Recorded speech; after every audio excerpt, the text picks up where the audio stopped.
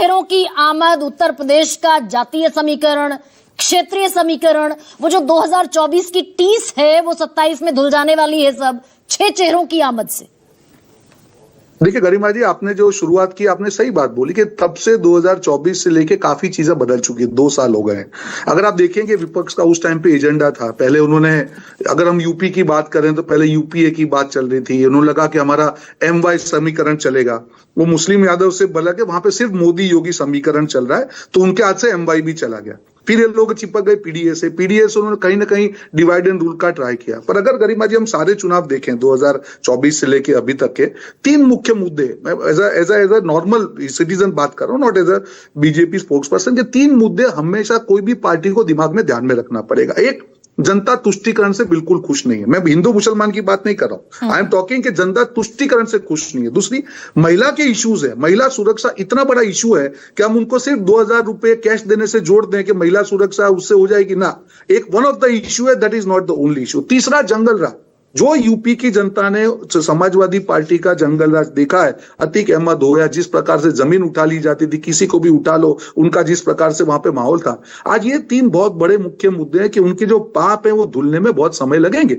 और बीजेपी वहां पे संजीदगी से, आपने कहा कि एक्सपेंशन से हर चीज को हम ये जोड़ नहीं सकते हैं कि नहीं ये सिर्फ चुनाव के लिए, ठीक है। आज रिप्रेजेंटेशन बढ़ाना था, वो बढ़ा है, वो सरकार का काम है, संवेदनशीलता से हम काम वो कर जो रहे हैं। बंगाल चुनाव में महिला आरक्षण विपक्ष ने, टीएमसी ने खिलाफ वोट कर दिया, कांग्रेस ने खिलाफ वोट कर दिया। हम तो 29 में महिला आरक्षण देना चाहते थे।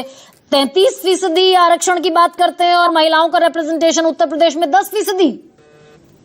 बिल्कुल, मैं वही तो, आज वही तो बढ़ाने की बात थी ना। फिर तो किसी के पास कोई चॉइस ही नहीं है। आज राजनीति में ये होता है कि आप किसी को चॉइस देते हैं तो प्रेशर होता। हम तो चाह रहे थे ना। और 2 मुद्दे वापस आपने महिला आरक्षण बिल की बात की, मैं एक छोटी सी चीज उसमें 2 इश्यू थे। सदन स्टेट, एक बीजेपी की, वहां पे विपक्ष के पास मौका था।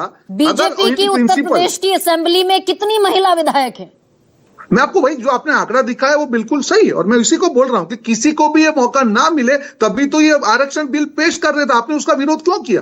आपको अगर आपकी नियत में खोट नहीं थी तो आपको टेक्निकल रीजन निकाल के ये आरक्षण बिल को नहीं रोकना चाहिए था। आप साथ में और मोदी जी ने ये भी कह दिया कि मेरा क्रेडिट नहीं है, सबका क्रेडिट। आप तो महिला है, अगर सबके लोकसभा में जब होगा, रोहन, लोकसभा में जब होगा होता रहेगा।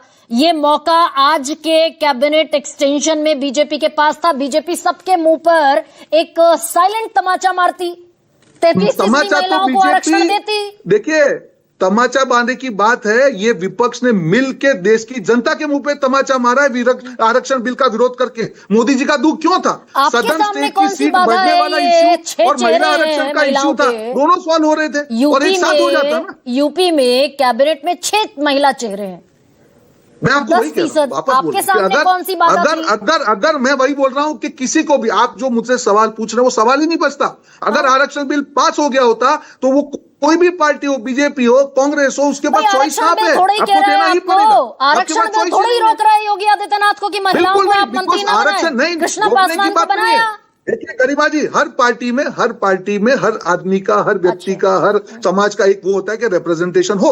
अगर कोई पॉलिसी बन जाती है महिला आरक्षण की, किसी के पास चॉइस नहीं रहती, किसी को जवाब नहीं देना। आज क्यों उसको रोका गया? विपक्ष से सवाल पूछिए। जब तक लटका रहेगा तब तक बीजेपी कैरी फॉरवर्ड नहीं करेगी। अच्छा, एक सेकंड रोहन, मेरी बात खत्म कर। ये जो एक मनोज पांडे समाजवादी पार्टी का चेहरा आपने आज कैबिनेट मंत्री की शपथ दिलवाई मनोज पांडे को कि भाई ब्राह्मण चेहरा है। देखिए वापस मैं बोल रहा हूँ, तो आपने कहा सारे सवाल खुल जाएंगे क्या? सारे सवाल मैं रोहन गुप्ता आपसे बड़ा ऑब्जेक्टिव सवाल पूछ रही हूँ और आप ही के वश का है। आप जैसे पढ़े लिखे प्रवक्ता है नहीं बीजेपी के पास। क्या ब्राह्मण चेहरे को कैबिनेट में एंट्री दिलाकर वो सारे पाप धुल जाने वाले हैं जो शंकराचार्य के बटुकों की चोटियां खींची गई, छत्रप तोड़ दिया गया, वो 40 साल में पहली बार स्नान के बगैर लौट गए? गरिमा जी, मैं सिर्फ एक चीज कहता हूं, आपने जो कहा कि ये हुआ, जनता जनार्दन है, उसका फैसला जनता लेगी।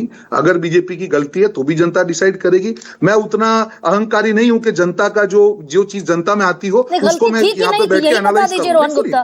हमारा काम है, गरिमा जी, हमारा काम है। आपने कहा हमने ब्राह्मण समाज को रिप्रेजेंटेशन दिया, ये हम कर सकते हैं। जनता तय करेगी किसकी क्या नियत है। जनता तय करेगी कि आज भी समाजवादी पार्टी राम मंदिर नहीं गई है, आज भी समाजवादी पार्टी अगर राम मंदिर नहीं की तो जनता ऑब्जेक्टिविटी की बात करते हैं ना। बिल्कुल ऑब्जेक्टिविटी है। तो इंडिविजुअल रोहन गुप्ता, ये इस पर क्या टेक है इंडिविजुअल रोहन गुप्ता का कि बटुकों की चोटियां, शिखा, वो जो 12-12 साल के बच्चे थे उनकी चोटियां खींची जानी चाहिए थी, शंकराचार्य को काल नहीं कहना चाहिए था, शंकराचार्य की उपाधि पर सवाल उठना चाहिए था। देखिए वापस मैं बोल रहा हूं, अगर ऑब्जेक्टिवली मैं आपको ऑब्जेक्टिव जवाब दूंगा, क्योंकि मैं पॉलिटिकल आंसर नहीं दूंगा। वो जो भी पूरी चीज हुई, पूरा वहां पे यूपी सरकार के लोगों ने क्या नियम थे, क्या हुआ, सब कुछ करके देश की जनता के सामने रखा। एक बीजेपी का, एक सीएम का भी एक स्टेटमेंट आया, अब जनता तय करेगी। आज आप मेरे को ये सवाल पूछ रहे हैं कि ब्राह्मण को रिप्रेजेंटेशन क्यों दिया? एक मिनट और एक चीज, आज आप मतलब आप नहीं कहने की स्थिति में है, गलत हुआ, सही हुआ, ब्रजेश पाठक को बटुकों को बैठाकर बाकायदा बोझ कराना पड़ा डैमेज कंट्रोल के तौर पर। एक सेकंड अरुण राजभर, अरुण, वो तो हमारा अधिकार है, ये वो जो आरक्षण का कि भाई